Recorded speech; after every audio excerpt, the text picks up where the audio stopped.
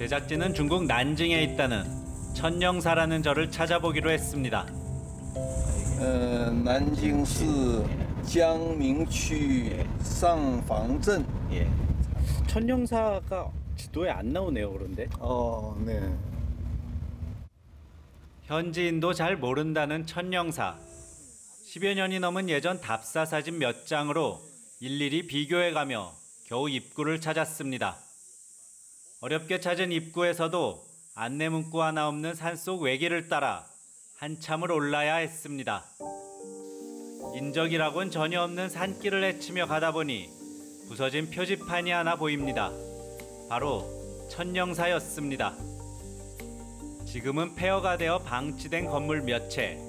하지만 산 깊숙이 숲속에 가려진 이곳은 90년 전 우리 독립투사들을 길러낸 요람이었습니다.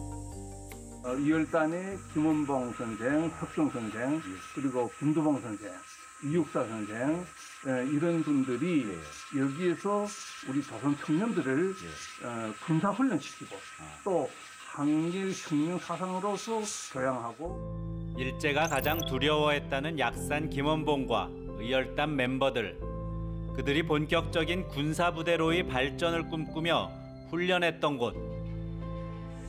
하지만 그 치열했던 흔적은 어디에서도 찾을 수 없었습니다.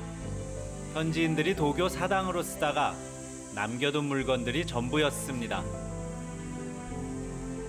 이곳에서 군사훈련을 받고 졸업한 독립투사 중 한 명이 청포도로 유명한 시인 이육사입니다. 그는 일제에 체포되어 베이징 감옥에 갇혔습니다. 당장이라도 무너질 것 같은 허름한 옛 골목길 속에 그 감옥 건물로 추정되는 곳이 남아 있습니다. 이런 데가 그러면 다 창문이 있던. 아마 지하에서 이렇게 통과되는 이 창문으로 저희들은 생각을 하고 있죠. 지금 다 막아가지고 안 보이는데. 현지 주민들도 이곳이 100여 년 전 감옥이었다는 얘기를 들었다고 증언합니다. 하지만 정부 차원의 고증이나 안내는 없습니다. 되려 한국인들은 둘러보는 것도 어렵습니다. 이곳이 지금은 시민들이 거주하고 있는 거주 공간이고 그리고 북경시에서도 관리가 안 되고 저희들 측에서 어떤 표지를 붙인다고 해도 금방 와서 뛰어가는. 시인 이육사의 관뚜껑을 여니 고문으로 전신에 피가 묻어 있었다고 합니다. 하지만 수많은 독립투사들의 한이 서린 이곳 역사의 현장도 언제 사라질지 모릅니다. 이처럼 관리가 안 되고 방치된 것은 비단 항일 유족들뿐만 아닙니다. 조국의 독립을 위해 목숨을 바친 투사들 중에도 지워진 사람들이 있습니다. 중국 태양산 자락의 평범한 시골 마을. 하지만 80년 전 이곳엔 총소리와 화약 냄새가 자욱했습니다. 打得非常惨烈，有朝鲜勇军4名战士牺牲以后，这个事件非常大。咱们胡家庄所有人当中都清楚这个事件。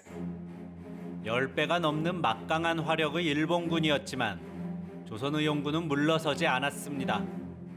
부상자도 있었습니다. 청년 김학철은 다리에 총을 맞고 포로로 잡혔습니다. 일본 감옥에서 전향서를 써야 다리를 치료해주겠다 했거든요. 그런데 전향서를 쓰지 않으니까 다리를 치료 안 해줘요. 그래서 그 다리가 골마서 그래서 일본 감옥에서 다리를 잘랐어요. 이곳 마을 사람들은 작은 공간을 만들어 아직도 그를 기념하고 있습니다. 하지만 정작 조국인 대한민국에서 김학철의 이름을 아는 사람은 많지 않습니다. 대한민국에서 독립유공을 인정해주거나 그런 움직임들이 좀 있었나요? 아직은 그건 없어요. 네. 유족들은 해방 후 북한으로 갔던 그의 이력 때문이라고 생각합니다. 하지만 김학철은 김일성 독재를 비판하다가 북한을 떠나야 했습니다. 평양에 가보니까 북조선이 아침부터 밤까지 김일성의 개인 정보를 조작하세요. 그래서 제가 이걸 반대하다가 독립을 위해 다리까지 버렸지만 해방조국은 남과 북 모두 그를 지웠습니다. 중국과 한국의 동료 작가들이 세워준 비석 하나가 전부입니다. 한일 전쟁 했을 때는 좌우 이런 사람들이 다 협력해서 같이 싸웠는데 조국이 외국에서 나가서 피 흘리며 싸운 사람들에 대해서 어떻게 생각하는가 이것을 알고 싶습니다. 아직 중국엔 우리가 잊거나 방치한 채 버려둔 독립투쟁의 흔적들이 즐비합니다. 중국 조선족이라 표시된 윤동주 비석과 일송정에 나부끼는 오성홍기를 보며 왜곡이라고 분노하기에 앞서 우리는 그동안 무엇을 했는지 자문해봐야 할 것입니다. 베이징에서 PD특파원 유종훈입니다.